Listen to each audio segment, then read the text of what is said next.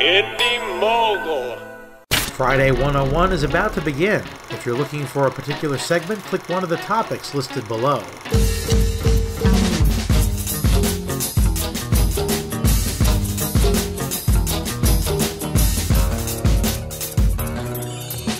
This week, instead of being on my nicer set, which is actually my producer Jason's office, I get to sit in front of this cluttered mess, aka my editing station, as I prepare to cut up your movies and show you a few easy methods to improve your editing skills. This week's Friday 101 is our very first chopping block. Now, I won't be doing this too often, but a lot of the problems with the movies I'm about to go over apply to many of the viewer submissions I've received for this segment and also for MovieQuest over the past year. Editing is my favorite part of the filmmaking process. This is where you can really make your movie your own. Some people plan out each cut well in advance, and some will shoot loads of coverage and figure out how to piece it together on the timeline. That's my method. But there's a few things I've picked up on in the past year that are common mistakes made by less experienced editors, so let's go over a few of the major ones. One requirement for this episode is something you may not all have: a video editor that does multiple video tracks. I use Premiere Pro, so that's not an issue for me, but for those starting out or with limited budgets, using cheaper or free software, that can be a problem as many of those will only give you one timeline to work with. I did some digging and found a free program that is currently in beta, launches officially on Monday. It's the resurgence of an old editing and effects program called Lightworks. It has a very different interface than anything I've used before, but it does do multiple video tracks, and that's the important part, especially for our first editing tip, dialogue overlap. To demonstrate, the first video we're taking a look at is from the channel Doug the Goat, with a video called Cat Vase. Would I notice if one of my favourite possessions, something that brings me joy every single time I look at it, was replaced by a cat? Now, this one is actually pretty funny. The dialogue is well written, the actors do a great job, but one thing this video doesn't have is dialogue overlap. It doesn't affect the overall quality of this video as much as it does some others, but it works well as an example here. Watch the way the cuts always come at the end of each line. Would I notice if my vase was replaced by an actual cat? Simple yes or no? Well, I guess yes. Yes, I would notice that. Okay, thank you. But only end.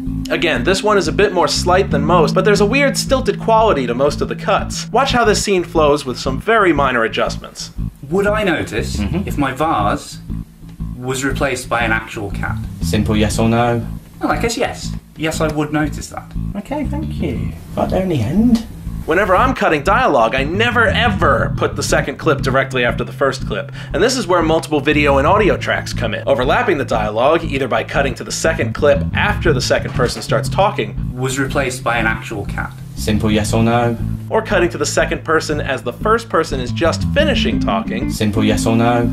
Well, I guess yes. Yes, I would notice that. Makes videos feel like the action on screen is dictating the editing, as opposed to the editing dictating the action. To put it more simply, imagine watching two people talking and you're sitting between them. Looking back and forth from one person to the next, imagine at what point in the conversation you would look away to the other person. Do you anticipate they are about to respond and are looking for their reaction? If so, you'll look at them before the other person finishes. Ab, I've got something important to tell you. Something enormous.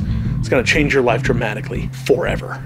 What is it? Are you paying close attention to the person talking when suddenly the other person starts to respond? If so, it's going to take a split second or two for you to look over at them. It all started a few years ago. Events were set in motion that led us to this very moment. This very important moment that one day you will look back on as the day you realized your entire life was a lie. This moment— Too long, won't listen, gotta go chat, thanks for nothing. That's the big one. It's one of my major pet peeves when watching videos online. And I would do this technique for every cut. A lot of people first learn this method and will use it once or twice in a video and think they've got it figured out. But when you're working with multiple tracks, it should always be done this way. You may still find that once in a blue moon, a regular cut at the end of a line works, but that's more the exception than the rule.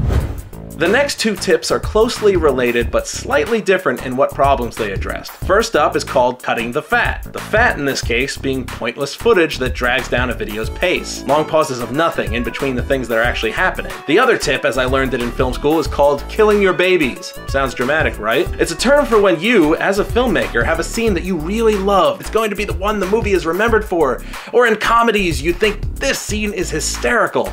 and then you put it in the timeline and something seems off. It could be anything. Maybe the mood didn't turn out the way you wanted it to. Maybe an actor didn't do something quite like you wanted and you're only now noticing. Maybe it's as great a scene as you hoped, but in the overall scheme of things, it totally kills the energy or pace that you've built up before the scene. And now you can keep it at the expense of your movie's quality, or you can kill your baby. In this case, the scene you cared very much about, and your movie is better off for it. For these two topics, let's look at one video in particular. This one is called You're Doing It Wrong, a video meant to show one thing being done wrong after another. First, cutting the fat. This video works best with quick cutting, but it rarely does things at a good pace, often taking way too long to get the joke out, or packing the good parts of the joke with fat. Look at the first one here, happiness. Unneeded setup shot. We don't need an establishing shot for this. After the shot of him looking unhappy, there is this shot of him awkwardly walking away.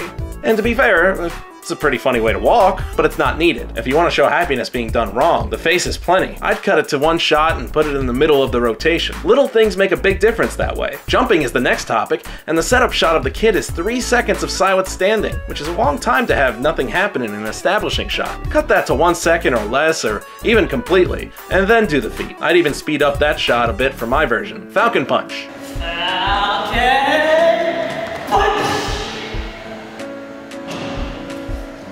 Too long. Move his dialogue over and cut to the close-up later.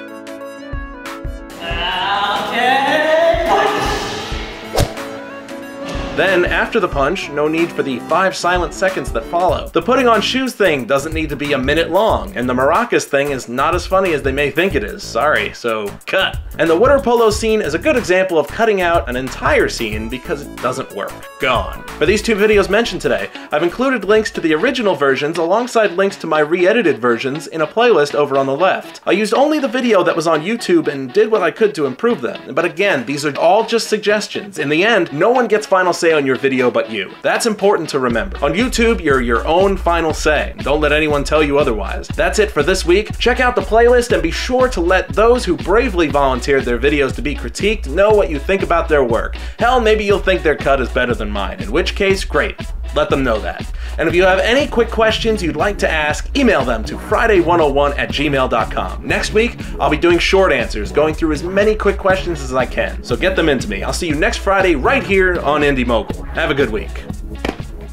Hey Mogulers, just a quick reminder that I'm doing 2 live broadcasts of Indie News this Monday. It'll be fun to try the show live, and I'm looking forward to hearing your live feedback and questions. So please join me this Monday, May 28th, for one or both shows. It's at 2 p.m. Eastern Time and 9 p.m. Eastern Time. And those broadcasts will be right here on our channel, youtube.com/IndieMogul. Thanks, guys.